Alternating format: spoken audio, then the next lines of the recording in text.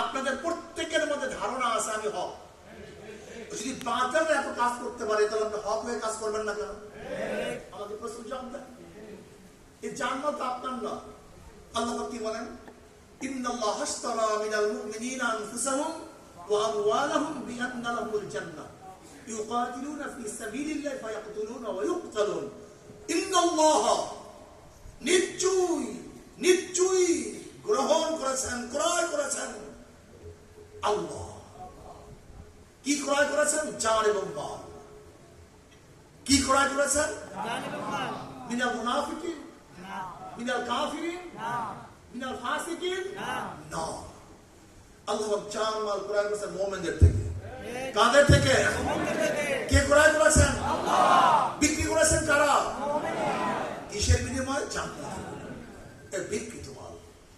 আমাদের মাল জান আল্লাহর কাছে বিক্রিত। কাজে জান মাল আল্লাহ পাক যখন যেইভাবে আপনার কাছে চাবে আপনি দিতে বাধ্য হবেন। জান মাল আপনার না।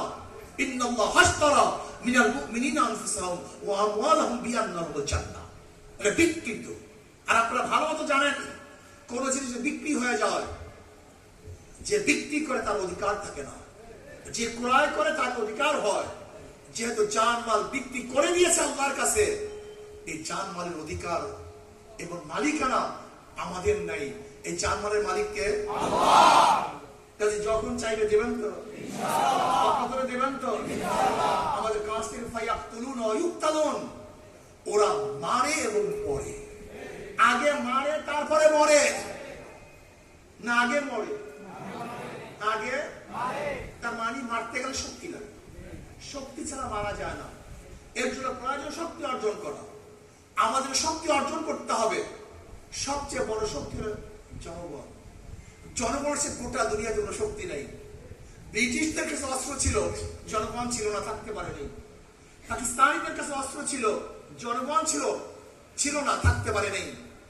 এরশাদ সাহেবের কাছে অস্ত্র ছিল, জনগণ ছিল না, থাকতে পারেনি। শেখ হাসিনার কাছে অস্ত্র ছিল, ক্যান্টনমেন্ট ছিল, জনগণ ছিল না, থাকতে পারেনি। সবচেয়ে বড় শক্তি কি? এজন্য জনগণের কাছে কাছে যেতে হবে, তাদের দাঁড়ে দাঁড়ে যেতে হবে, বুঝাতে হবে। আসুন, অন্য কোনো আদর্শের মধ্যে মুক্তি নাই, অন্য কোনো আদর্শের মধ্যে শান্তি নাই, অন্য কোনো আদর্শ ঘুষ বন্ধ করতে পারবে না। আপনারা দেখছেন কয়েকদিন আগে মির্জা ফখরুল ইসলাম আলমগীর সাহেব বক্তৃতা করেছেন দুঃখের সাথে। আজকে 6 মাস হয়ে গেল, কিন্তু এখনো ঘুষ বন্ধ করতে পারিনি। দুর্নীতি বন্ধ করতে কিয়ামত পর্যন্ত দুর্নীতি বন্ধ করতে পারবেন না, ধর্ষণ বন্ধ করতে পারবেন না, চাঁদাবাজি বন্ধ করতে পারবেন না, যতদিন পর্যন্ত আল্লাহর জন্য আল্লাহর হুকুমত ইসলাম কায়েম না হবে।